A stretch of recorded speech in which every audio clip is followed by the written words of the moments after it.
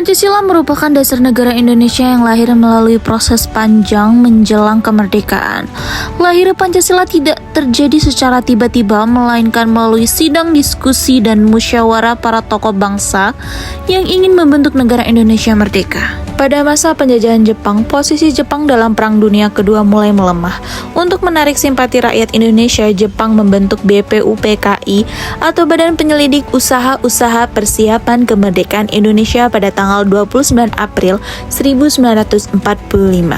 BPUPKI bertugas menyelidiki dan mempersiapkan hal-hal penting yang dibutuhkan Indonesia, termasuk merumuskan dasar negara. Kemudian BPUPKI mengadakan sidang pertama pada tanggal 29 Mei sampai 1 Juni 1945. Dalam sidang ini para tokoh bangsa menyampaikan gagasan mengenai dasar negara Indonesia. Pada tanggal 29 Mei 1945, Muhammad Yamin menyampaikan usulan dasar negara yang berisi pri kebangsaan, pri kemanusiaan, pri ketuhanan, pri kerakyatan, dan kesejahteraan rakyat. Lalu pada tanggal 31 Mei 1945, Supomo menyampaikan gagasannya mengenai negara integralistik, yaitu negara yang mengutamakan persatuan dan kepentingan bersama. Selanjutnya pada tanggal 1 Juni 1945, Insinyur Soekarno menyampaikan pidato yang berisi 5 dasar negara, yaitu kebangsaan Indonesia, internasionalisme atau perikemanusiaan, mufakat atau demokrasi, kesejahteraan sosial, dan ketuhanan. Insinyur Soekarno memberi nama 5 dasar tersebut sebagai Pancasila. Setelah sidang pertama selesai, dibentuklah Panitia 9, yaitu panitia kecil yang beranggotakan 9 tokoh nasional.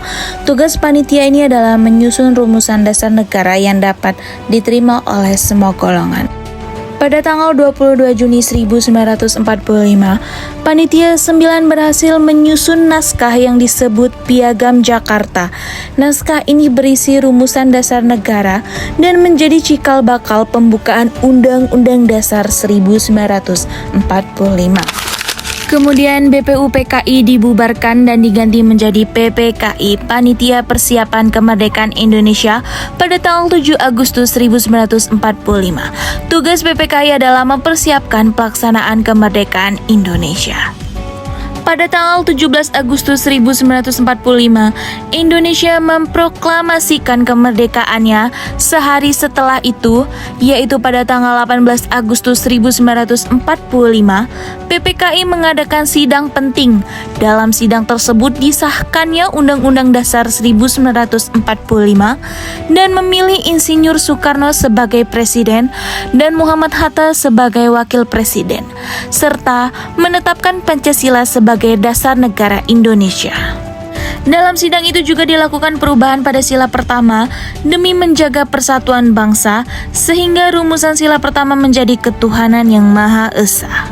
Sejak saat itulah Pancasila resmi menjadi dasar negara dan pedoman hidup bangsa Indonesia hingga sekarang.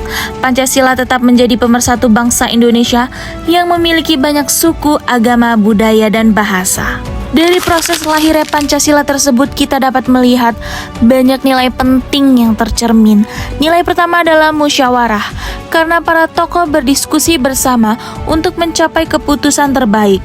Nilai kedua adalah persatuan, karena meskipun berasal dari latar belakang dan pendapat yang berbeda, mereka tetap bersatu demi kemerdekaan Indonesia. Nilai ketiga adalah sikap menghargai pendapat orang lain dan mengutamakan kepentingan bangsa di atas kepentingan pribadi.